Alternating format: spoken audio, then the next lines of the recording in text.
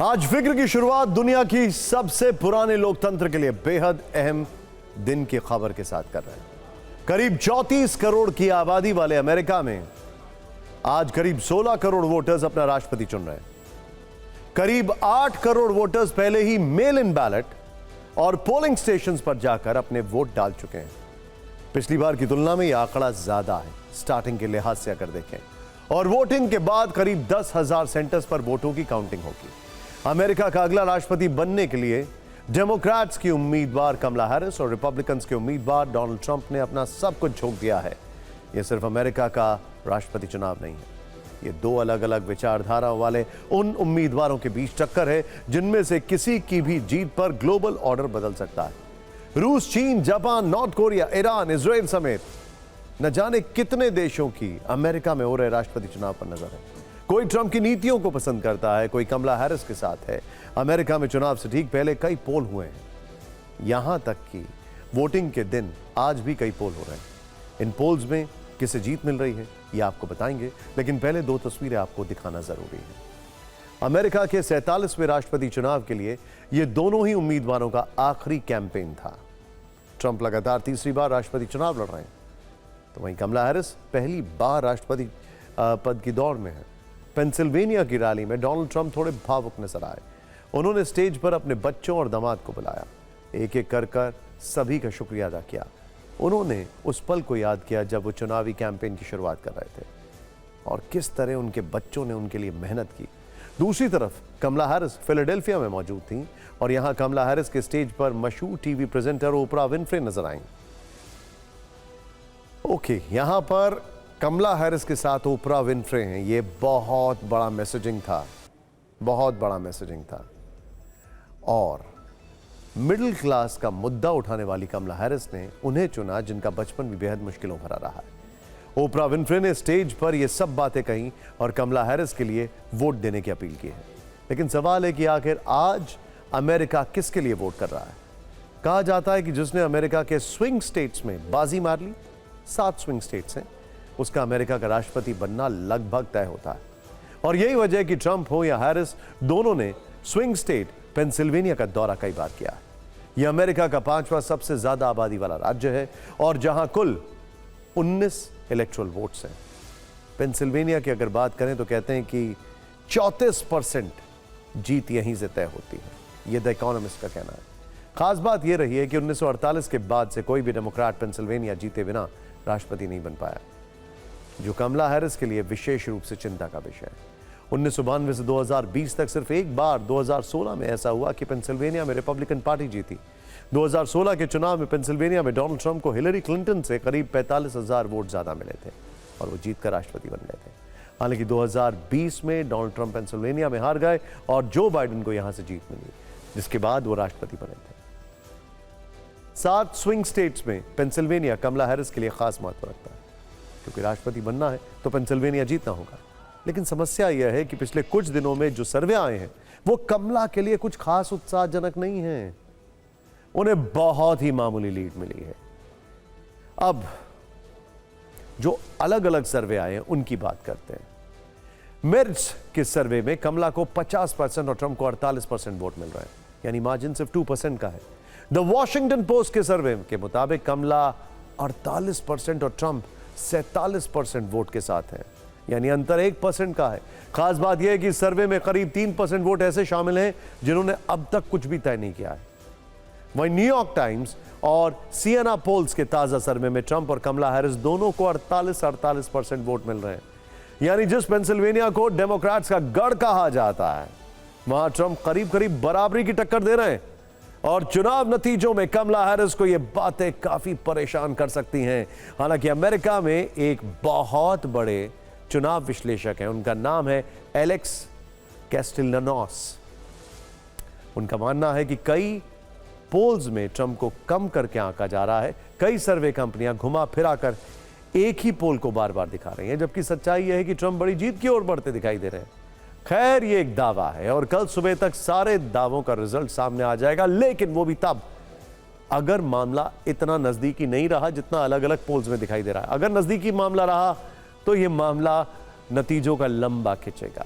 America में एक उम्मीदवार की जीत की बुनियाद पर दूसरे शक्तिशाली देशों से अमेरिका के रिश्ते टिके हैं। अमेरिका अंतर्राष्ट्रीय संस्थाओं को चलाने के लिए सबसे बड़ा दानदाता है। अमेरिका में जो भी फैसला होता है उसका भारत ही नहीं पूरे विश्व की राजनीति पर असर पड़ता है। आज 16 करोड़ अमेरिकी वोटर्स जब वोट कर रहे हैं तब उनके लिए जरूरी क्या है? ट्रंप का अवैध प्रवासियों को अमेरिका से हटाना और युद्ध रुकवाने का वादा, या फिर कमला हैरिस का टैक्स कम करना और मिडिल क्लास को राहत देने का वादा और इकोनॉमी को स्टेबल करने का वादा, महंगाई कम करने का वादा। दुनिया की नजर भी इन दो लीडर्स पर टिकी है। ऐसे में वो किसे राष्ट्रपति बनते देखना चाहते हैं यह भी समझते हैं। सबसे पहले रूस की बात करते हैं। चुनावी ट्रेंड को देखते हुए रूस का झुकाव ट्रंप की तरफ दिख रहा है। ट्रंप के पहले कार्यकाल में उनके पुतिन से बेहतर रिश्ते थे। ट्रंप के राष्ट्रपति चुने जाने से पुतिन को द्विपक्षीय संबंध बेहतर होने की उम्मीद है। पश्चिमी देशों के बैन से रूस के $350 बिलियन फंसे हैं। यह राशि रूस के कुल विदेशी मुद्रा भंडार की लगभग आधी है। यही वजह है कि ट्रंप के राष्ट्रपति बनने से रूस को थोड़ी राहत मिल सकती है। अब चीन की बात करते हैं। ईस्ट चाइना नॉर्मल यूनिवर्सिटी के प्रोफेसर जोसेफ ग्रेगरी मैहोनी का यह कहना है कि दोनों ही उम्मीदवार चीन की नीतियों के खिलाफ हैं। हालांकि आम चीनी नागरिक और बिजनेस लीडर्स ट्रंप को पसंद करते हैं, लेकिन चाइना की लीडरशिप शी जिनपिंग की ट्रंप को पसंद नहीं करती है। उन्होंने बाकायदा माइक पॉम्पियो को बैन कर दिया था, सेक्रेटरी ऑफ स्टेट ट्रंप के पिछली बार जो थे। ट्रंप ने चीन का खुलकर विरोध किया, लेकिन चीन को उनकी नीतियों से ज्यादा नुकसान नहीं होने की उम्मीद है। जापान, साउथ कोरिया और ताइवान जैसे देशों की भी इन चुनावों पर पैनी नजर है। वो अभी अपनी क्षेत्रीय सुरक्षा और आर्थिक स्थिरता के लिए चुनाव का मूल्यांकन कर रहे हैं। अरब देशों की बात करें तो उनका झुकाव भी ट्रंप की तरफ नजर आता है। पश्चिम एशिया में युद्ध की वजह से अरब देशों की बाइडेन से नाराजगी जग जाहिर है, जबकि पहले कार्यकाल में ट्रंप ने इजराइल के साथ बहरीन और यूएई के रिश्ते सुधारने में मदद की।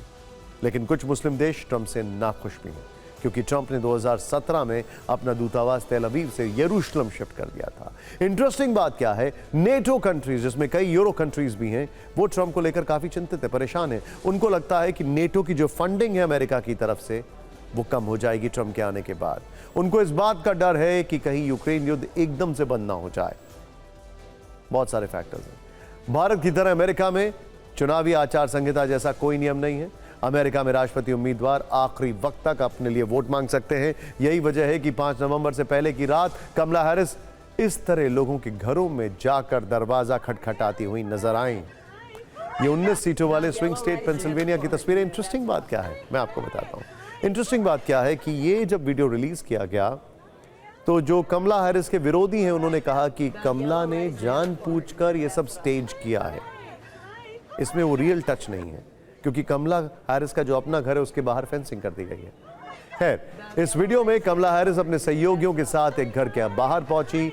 महिला ने जैसे ही दरवाजा खोला वो कमला हैरिस को देखकर चौंक गई और फिर अपने पति को बाहर बुलाया। उन्होंने भी कमला हैरिस से बातचीत की।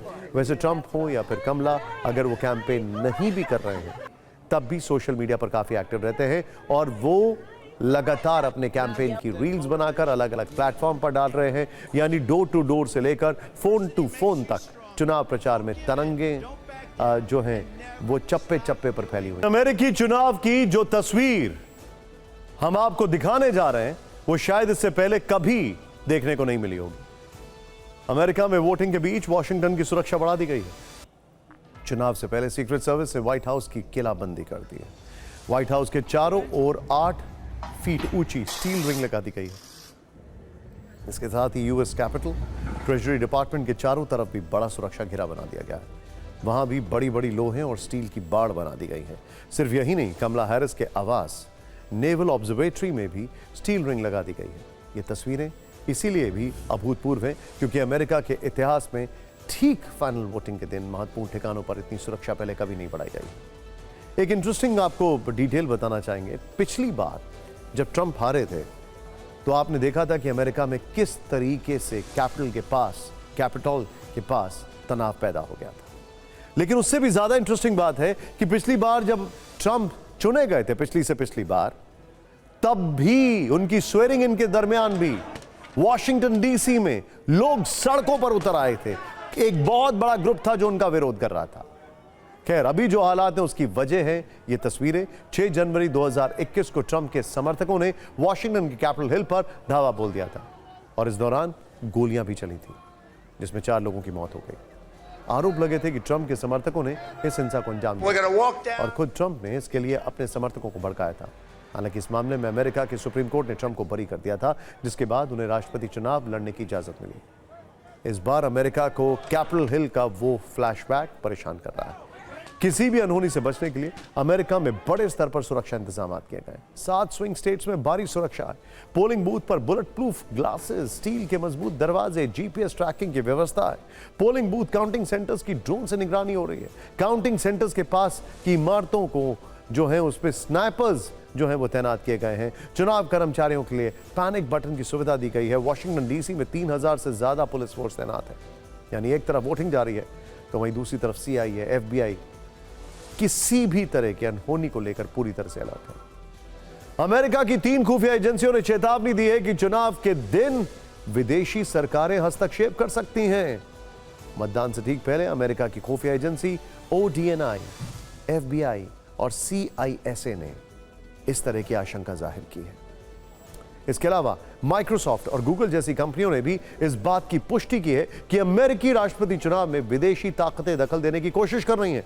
यानी इस वक्त जब अमेरिका में वोटिंग हो रही है तब किसी न किसी तरह साजिश करके चुनाव को प्रभावित करने की कोशिश की जा रही है। सुरक्षा एजेंसियों ने इस तरह के कई अकाउंट्स को स्कैन किया है जिनके जरिए चुनाव में गड़बड़ी फैलाने की कोशिश हो रही है। इस पर सुरक्षा एजेंसियों की नजर है। इसके अलावा वॉशिंगटन इंस्टीट्यूट के रिसर्चर ने एक बड़ा खुलासा किया है। आज की रात पश्चिम एशिया में बहुत भारी पड़ सकती है, क्योंकि ऐसा दावा किया जा रहा है कि आज अमेरिका में वोटिंग खत्म होते ही ईरान इजराइल पर बहुत बड़ा हमला कर सकता है। यह पूरी खबर इस रिपोर्ट में। क्या आज की रात इजराइल पर बहुत भारी पड़ने वाली है? क्या ईरान सिर्फ अमेरिकी राष्ट्रपति चुनाव खत्म होने का इंतजार कर रहा था?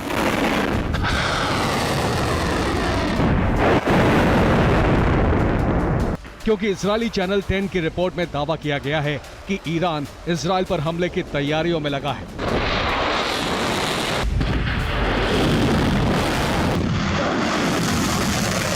आज की रात अमेरिका में वोटिंग खत्म होते ही ईरान मिसाइलों की बारिश कर सकता है। सेन डिफेंडर की एक रिपोर्ट के मुताबिक ईरान 24 घंटे के अंदर इजराइल पर बड़ा हमला कर सकता है। ईरान की 400 मिसाइलें और Arash long range drone ready to launch mode में हैं। ईरान की खुर्रम शहर 4 बैलिस्टिक मिसाइल हमले के लिए तैयार है। इजराइल के मिलिट्री ठिकाने ईरान के मुख्य टारगेट हैं। हाइफा में डिफेंस मैन्युफैक्चरिंग इंडस्ट्री भी ईरान के निशाने पर है। ईरान के Su-24 बॉम्बर्स टैक्टिकल बम से हमला कर सकते हैं। इसके अलावा ईरान में रूसी विमान की मौजूदगी से भी जबरदस्त हलचल है। रूसी एयरफोर्स का AN-148 विमान तेहरान पहुंच चुका है। आशंका है कि इस विमान से ईरान तक हथियार पहुंचाए गए हैं। तो क्या ये मान लिया जाए कि ईरान बस चुनाव खत्म होने का इंतजार कर रहा था? ट्रंप ने भी इसे चुनावी मुद्दा बना लिया था। उन्होंने कहा था कि अगर कमला हैरिस जीतेंगी तो इजराइल का वजूद मिट जाएगा। लेकिन अमेरिका भी तैयार नजर आ रहा है। पश्चिम एशिया में अमेरिकी बॉम्बर्स ने मोर्चा संभाल लिया है। अमेरिका ने 6 B-52H बॉम्बर तैनात कर दिए हैं। 2 बॉम्बर कतर बेस पर हैं, जबकि 4 की लोकेशन गुप्त रखी गई है। यानी हम कह सकते हैं कि पश्चिम एशिया में बड़े विध्वंस का काउंटडाउन शुरू हो चुका है। इधर चुनाव खत्म हुआ, उधर ईरान इजराइल पर ताबड़तोड़ मिसाइल अटैक कर सकता है।